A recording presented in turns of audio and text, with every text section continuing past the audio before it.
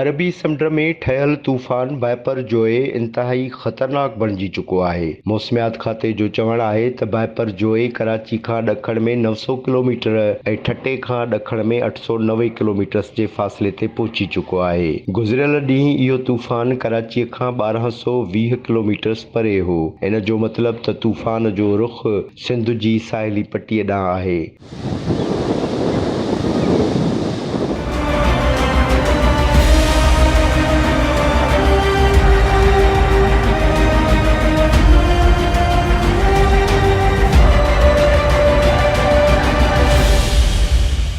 मौसमियात खाते जे chief metrologist सरदार सरफराज़ जो चवणु आहे त तूफ़ान में शिदत अचे रही आहे। तूफ़ान जे सिस्टम वारे एरिया में हवाऊं 150 किलोमीटर फ़ी कलाक जी रफ़्तार सां घुली रहियूं आहिनि। मौसमियात जा माहिर बेपार जोए तूफ़ान जो ईंदड़ इम्कानी दग या ट्रेक ॻोल्हण खां लाचारी ज़ाहिर करे रहिया आहिनि। पाकिस्तान ऐं भारत जे कुझु मौसमियाती माहिरनि जो चवणु आहे त तूफ़ान ईंदड़ 24 खां 48 कलाकनि दौरान ओमान ऐं पाकिस्तान जे साहिली इलाइक़नि ओरमाड़ा या पसनी जो रुख़ करे सघे थो। कुझु ॿियनि माहिरनि जो चवणु आहे त तूफ़ान जो ॿियो इम्कानी ट्रेक भारत जी गुजरात ऐं पाकिस्तान जी सिंध वारी साहिली पटी थी सघे थी।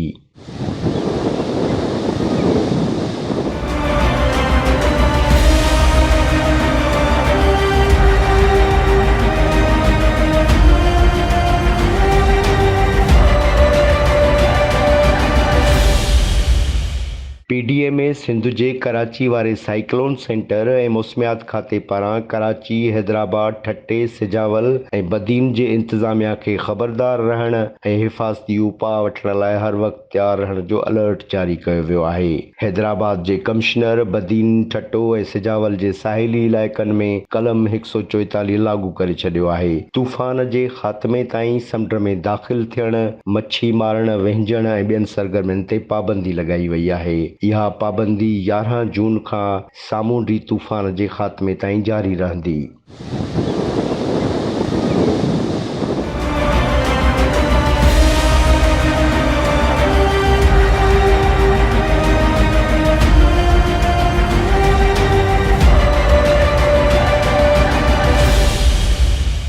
मौसमियात जे माहिरनि मूजिबि तूफ़ान जे वेझो अचण जे सूरत में गजगोड़ सां इंतहाई ख़तरनाक बरसातूं पइजी सघनि थियूं।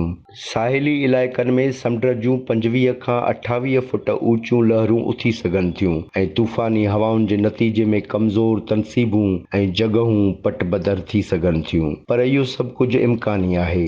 सभिनी जी दुआ आहे त इहो ख़ौफ़नाक सामूंडी तूफ़ान टरी वञे।